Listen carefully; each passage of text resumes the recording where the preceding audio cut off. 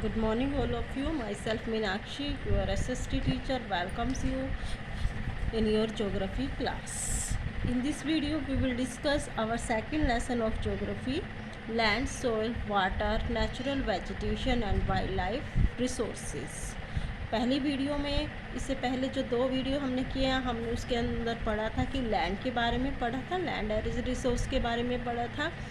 आज हम इस वीडियो में सोइल एज ए रिसोर्स के बारे में पढ़ेंगे। Soil as a resource, soil क्या होती है? The thin layer of grainy substance covering the surface of the earth is called soil. पृथ्वी के पृष्ठ पर दानेदार कणों के आवरण की पतली परत मृदा कहलाती है। यानी जो हमारी पृथ्वी है उसके ऊपर जो एक पतली सी परत है उसे हम क्या कहते हैं? सोइल कहते हैं। हमने पिछली वीडियो में पढ़ा था कि लैंड के बारे में। लैंड और सोइल में क्या है, थोड़ा सा फ़र्क होता है। क्या फ़र्क होता है? लैंड तो यहाँ जहाँ पर हम खड़े हैं वो क्या है? भूमि है, लेकिन उसकी कुछ करेक्टरिस्टिक्स होती है, उसको हम अलग अलग सब डिवीज़न में बांट सकते हैं। सोइल को उसे हम क्या कहते हैं? सोइल कहते हैं। It is closely to link to the land of land forms determine the type of soil. इसको हम क्या है, स्थल रूप मृदा के प्रकार को हम निर्धारित करते हैं। कैसे कैसे निर्धारित करते हैं? ये क्या है, ये भूमि की निकटता से जुड़ी हुई है। इसके अलग अलग टाइप्स होते हैं। क्या होते हैं? Soil is made up of organic matter. Soil किससे बनी होती है? ऑर्गेनिक मैटर से, मिनरल से, वेदर्स रॉक से फाउंड ऑन द अर्थ, जो हमारी पृथ्वी पर पाई जाती है। यानी मृदा का जो निर्माण है वो चट्टानों से प्राप्त खनिजों और जैव पदार्थ तथा भूमि पर पाए जाने वाले खनिजों से होता है। ऑर्गेनिक मैटर क्या होंगे?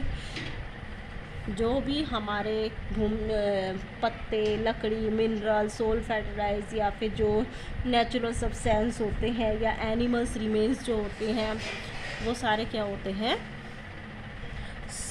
Soil organic matters. This happens through the process of weathering. ये किसके कारण से होता है? वेदरिंग। वेदरिंग क्या होती है? The breaking up of the decay of expose rock by temperature changing, forest action, plant, animals and human activities.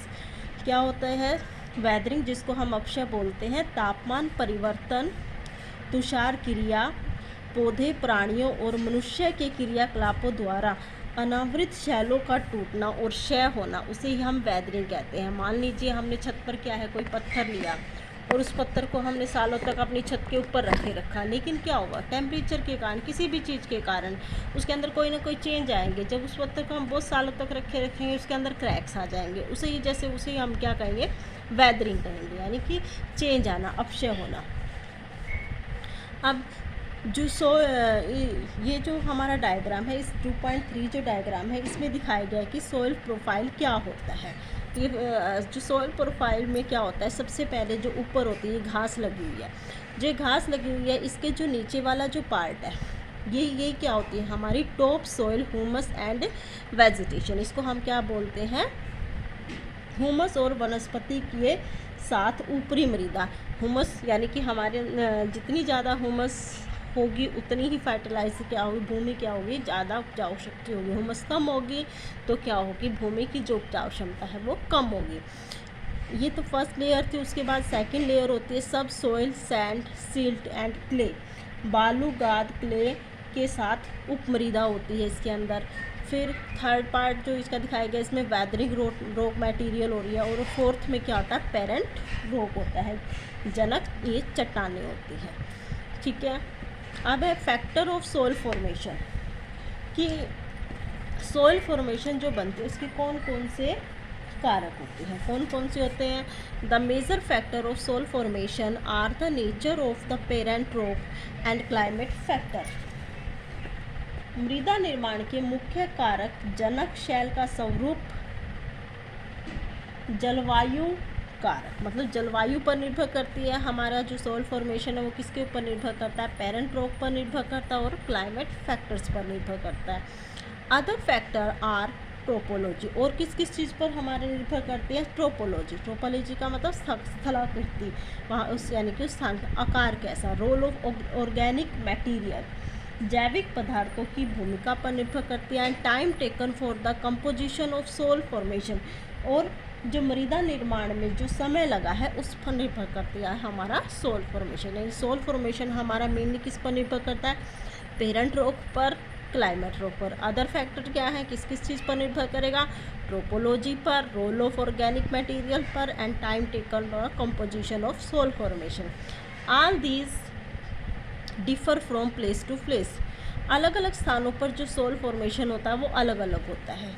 ये जो हमें एक डायग्राम दिखाया गया है 2.4 जो हमारी फिगर है, उसमें क्या है, फैक्टर अफेक्टिंग सोल फॉर्मेशन, ये दिखाया है सोल फॉर्मेशन क्या होता है। जैसे सोल फॉर्मेशन में सबसे पहले क्या, किसके बारे में देखा हमने इसके अंदर की, पेरेंट रॉक। पेरेंट रॉक जो होती है वो क्या होती, पेरेंट रॉक में क्या क्या चीज़ें आती हैं, determines colour, texture, chemical properties, mineral content और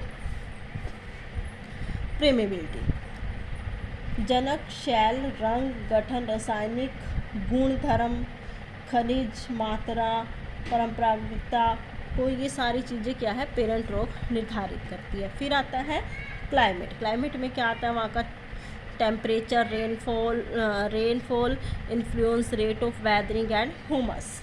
जलवायु, तापमान, वर्षा, अपक्षय, ह्यूमस की निर्माण की दर, ये सभी क्या है, मृदा अपरदन को प्रभावित करते हैं। फिर क्या है, रिलीफ। रिलीफ में क्या आएगा, altitude and slope determined accumulation of soil formation. उच्चवच्चा, तुंगता और ढाल मृदा के संचय को क्या करती है, निर्धारित करती है। Flora, fauna and microorganism. वनस्पति जात, प्राणी जात और सूक्ष्म जीव affect the rate of humus formation, वो क्या है, ह्यूमस फॉर्मेशन को प्रभावित करते हैं। Times determines thickness of soil profile, किस समय मृदा परिच्छेदिका की मोटाई को भी निश्चित करता है। ये सारे क्या है, सोल फॉर्मेशन को प्रभावित करने वाले क्या है, तत्व। अब हम ये पढ़ेंगे कि degradation of soil and conservation measure. मृदा का निम्नीकरण,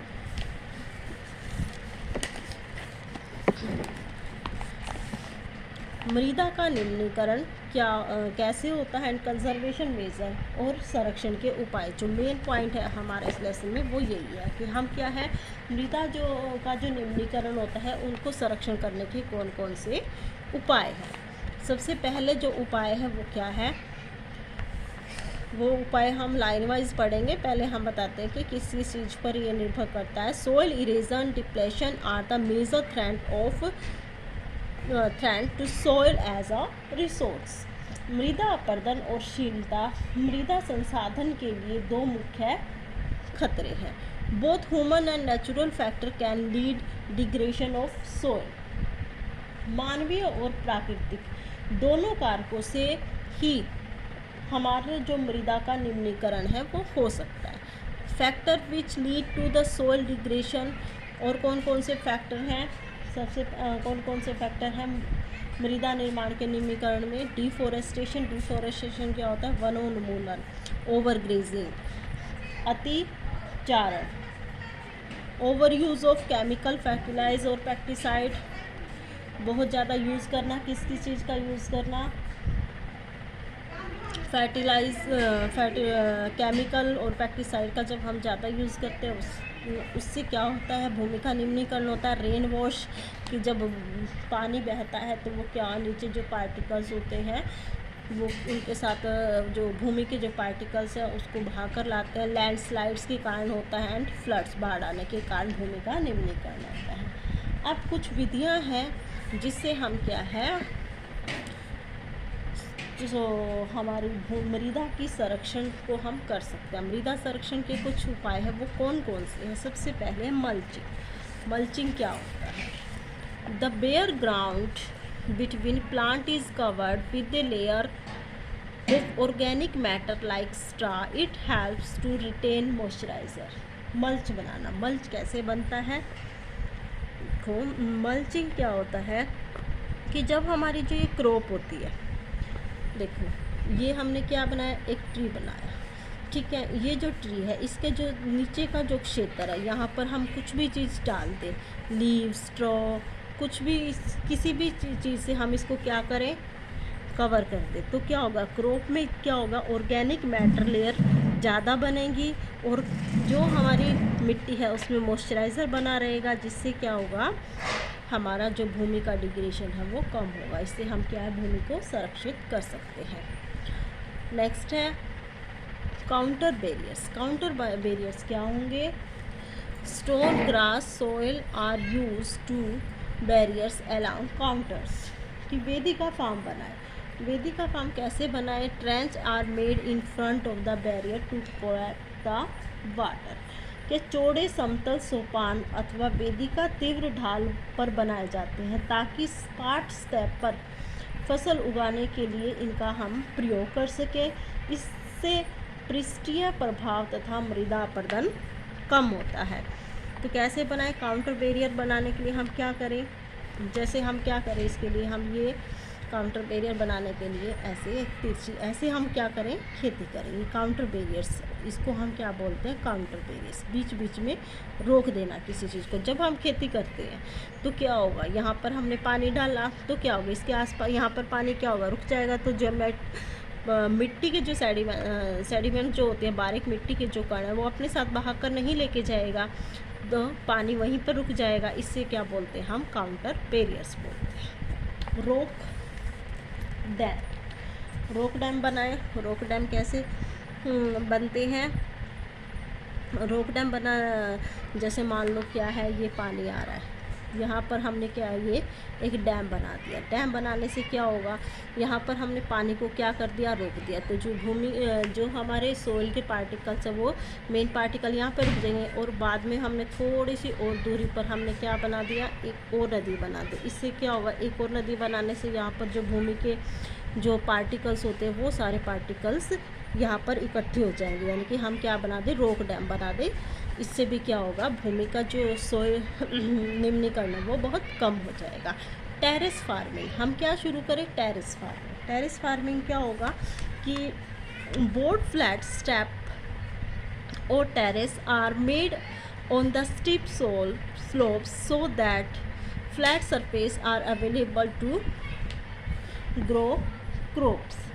क्या है, they reduce surface running of the soil erosion.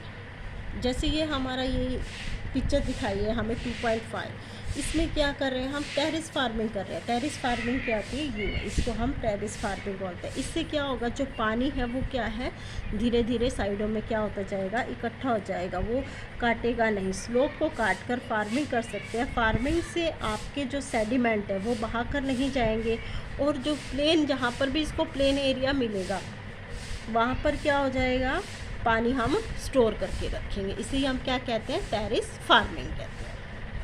फिर है इंटरक्रॉपिंग। इंटरक्रॉपिंग क्या रहते हैं, वैरायटी ऑफ क्रॉप्स, यानी अलग अलग प्रकार की क्रॉप्स को उगाना।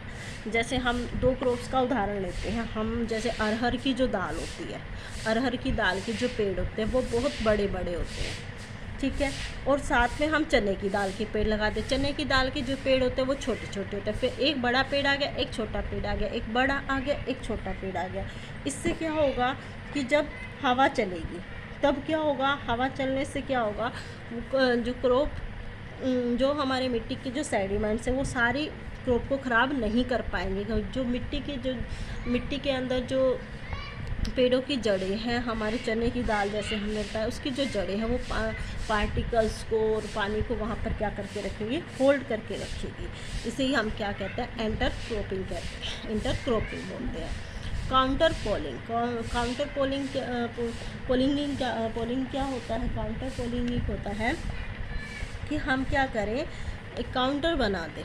ये जैसे मान लो ये हमने काउंटर बना दिया, तो हम क्या करें, जो पेड़ लगाए ना इसके आसपास में हम क्या लगा दें, यहाँ पर पेड़ लगा दें। इसे हम काउंटर पोलिंग बोलते हैं। इससे क्या होगा, जो इस स्लोप वाले जो क्षेत्र है वहाँ से जो पानी का बहाव होगा वो सारा बहाव क्या आ जाएगा, या पेड़ों के पास आके क्या हो जाएगा, रुक जाए इसका, जिससे भूमि का निम्नीकरण कम होगा। फिर है शेल्टर बेल्ट।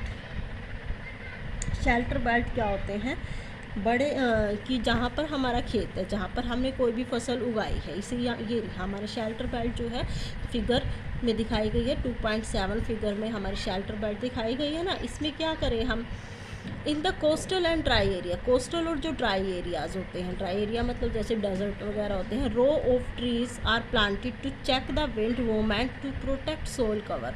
हम क्या करें, नंबर ऑफ ट्रीज़ लगा दे, कहाँ पर लगा दे, जहाँ पर हमने फसल उगाई है। अब क्या होगा, मान लो जब हवा चलती है तो क्या होगा, हवा चलने से जो मिट्टी के सेडिमेंट्स है या पानी है जो, वो सारा पानी हमारा क्या रहेगा, यहाँ पर वो पेड़ क्या होंगे, होल्ड करके रखेंगे, जिससे भूमि की उपजाऊ क्षमता क्या होगी, कम नहीं होगी। तो हम शेल्टर बेल्ट बनाकर भी क्या है, भूमि के निम्नीकरण को कम कर सकते हैं। ओके स्टूडेंट्स, इस वीडियो में हमने जो पढ़ा है हम उसके